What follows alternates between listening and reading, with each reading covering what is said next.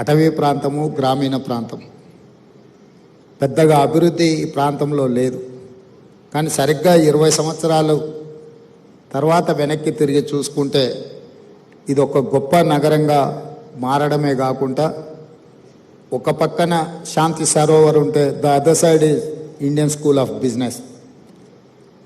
దాని పక్కలోనే విప్రో, ఇన్ఫోసిస్, అదేవిధంగా Gachibowli sports village.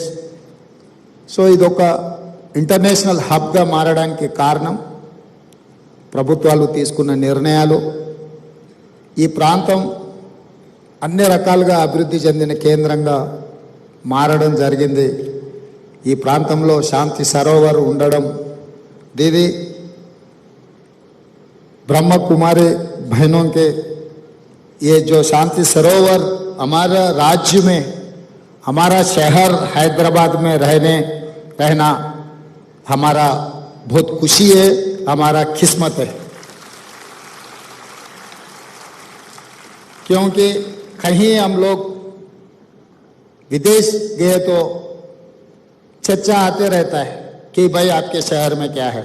मैं हमेशा कहते रहता हूँ, हमारा शहर में चार मीनार है, हमारा शहर में हाईटेक सिटी है, हमारा शहर में आउटर रिंग रोड है, अंतर्जातीय एयरपोर्ट है, हमारा शहर में एसबी है, हमारा शहर में ब्रह्म कुमारी का शांति सरोवर है.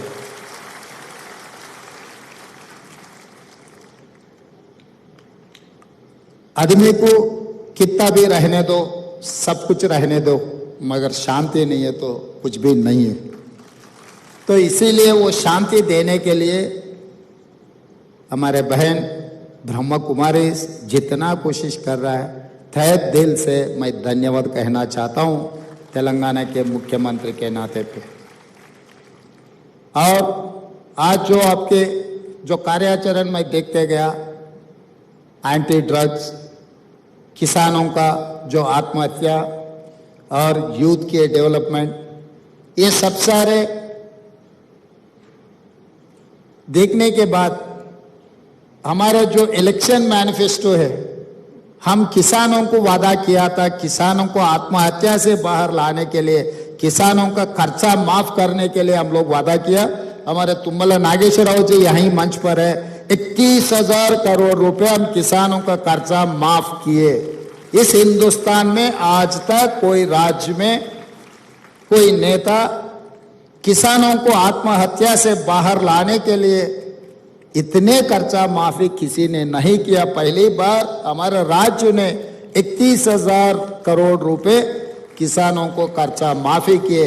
आपका जो संदेश है किसानों का आत्महत्या से बाहर लाने के लिए, ये संदेश सही तरीका से हमारे सरकार को पहुंच गए. आपके मार्गदर्शन में हम लोग ये किसानों को बचाने के लिए, एक किसानों का खर्चा माफ करने के लिए हम आगे आपको जो रास्ता दिखाए वो रास्ता में जाने के लिए हम लोग तैयार हैं.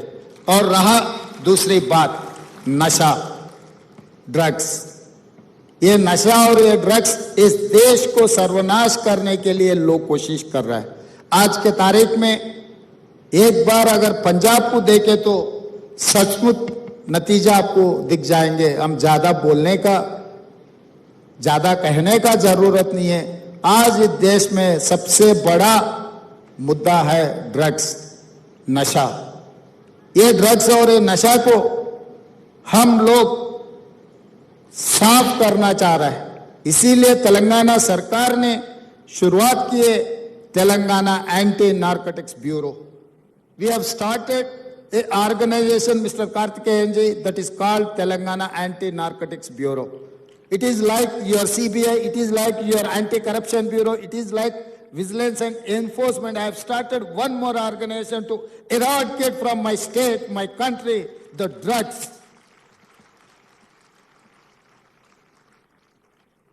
Now, my sisters, Brahma Kumari's agenda also same thing. So I wanted to drive like anything, this with passion. This is what my dream. I wanted to eradicate these drugs from my state. No one can dream, no one can think that Telangana if drugs plays. And moreover, youth development. It is nothing but skill development. Mr. Karthikeyan sir, I have started Young India Skills University, which is headed by Anand Mahindra, who is group of chairman of Mahindra Group. So it is nothing to do with government. Government is going to facilitate everything, but the management is industry-driven management. Mr. Anand Mahindra is our chairman. Mr. Srini Raj, TV9 former chairman. Sri City group of chairman. Srini Raju is our co-chairperson. And other who are eminent personalities in industry, like Reddy Labs, Mr. Satish Reddy, like SBI, all other organizations are involved in this skill university. We have started a new university that is called Young India Skills University. This is driven by industry people only. We wanted to give some skill development to our youth to eradicate the unemployment problem and all these drugs. ఈరోజు తెలంగాణ రాష్ట్రం ఏ ఎన్నికల ప్రణాళిక తెలంగాణ రాష్ట్ర అభివృద్ధి కోసం తీసుకున్నామో బ్రహ్మకుమారిస్ తీసుకున్న agenda కూడా సరిగ్గా అదే విధంగా ఉన్నది. నేను చాలా సంతోషంగా నేను ఈ వేదిక మీద నుంచి మీతో పంచుకోదలుచుకున్నాను. తెలంగాణ రాష్ట్ర ప్రభుత్వం స్పష్టంగా చెప్పింది, తెలంగాణ రాష్ట్రంలో గంజాయి డ్రగ్స్ గురించి ఎవరైనా ఆలోచన చేయాలన్నా, నిద్రలో ఆలోచన చేయాలన్నా భయపడాల్సిన పరిస్థితులు కల్పిస్తాము అని చెప్పినాం. అందుకే Telangana anti narcotics bureau DGP కార్డర్ ఆఫీస్తోని వందలాది మంది అధికారులను కేటాయించి ఒక ప్రత్యేకమైన ఆర్గనైజేషన్ మొదలుపెట్టి ఈరోజు తెలంగాణ రాష్ట్రం మూలన ఈ గంజాయి మూలాలను, డ్రగ్స్ మూలాలను ఏరివేసే కార్యక్రమాన్ని తీసుకున్నాం. నాకు చాలా సంతోషం కలిగింది. ఈ కార్యక్రమంలో బ్రహ్మకుమారిస్ కూడా ఈ డ్రగ్స్కు వ్యతిరేకంగా కార్యక్రమం తీసుకోవడం అంటే తెలంగాణ రాష్ట్రానికి మంచి రోజులు వచ్చినాయని చెప్పి నేను ఈ సందర్భంగా చెప్పదలుచుకున్నాను. అదేవిధంగా రైతు సంతోషంగా ఉన్నప్పుడే రాజ్యం సంతోషంగా ఉంటుంది.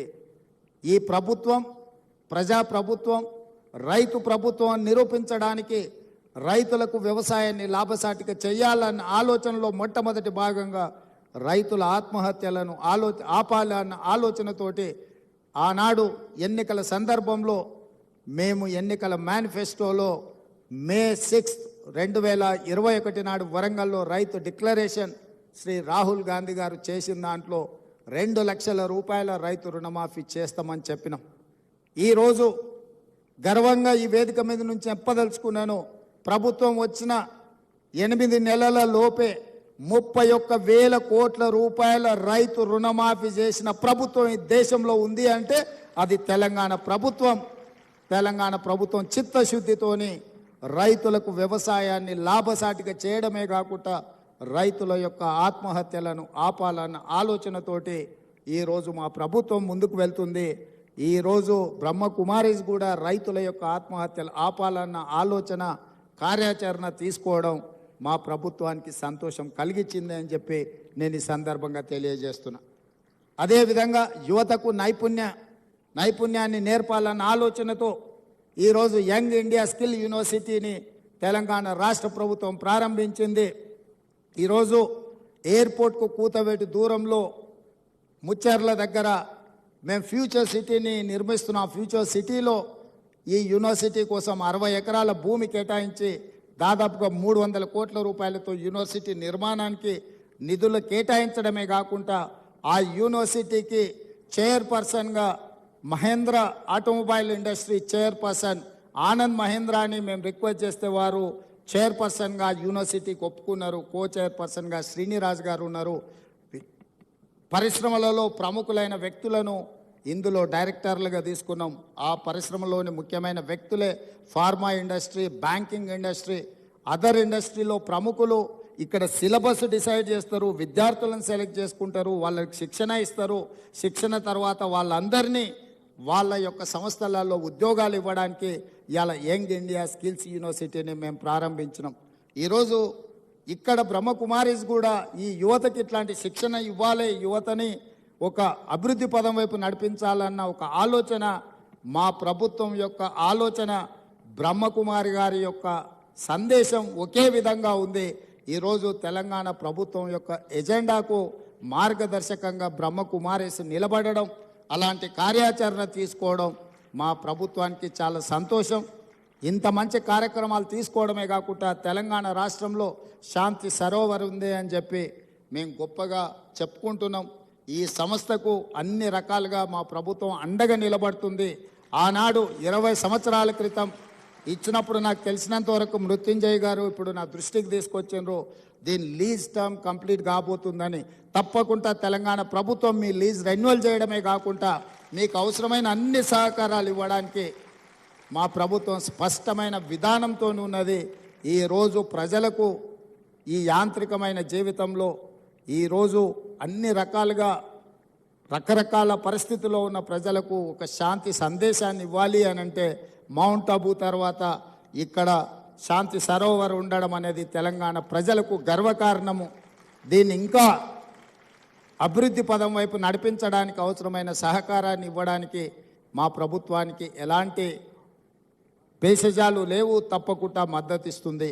అదేవిధంగా సంతోష్ దీदी मुझे माउंट आबू आने के लिए कहा, ज़रूर ग्लोबल समिट जो अक्टूबर 4 to 7 जो समिट होने वाले हैं, ज़रूर मैं कोशिश करूंगा मेरे साथियों को लेकर, हमारे एमएलए एमएलसी सबको साथ में लेकर माउंट आबू आने के लिए मैं कोशिश करूंगी. ज़रूर मैं वहां पर जब ग्लोबल समिट है वहां पर आकर आपके आशीर्वाद आपके संदेश ले आकर फिर तेलंगाना राज्य को आगे ले जाने के लिए मैं कोशिश करूंगा.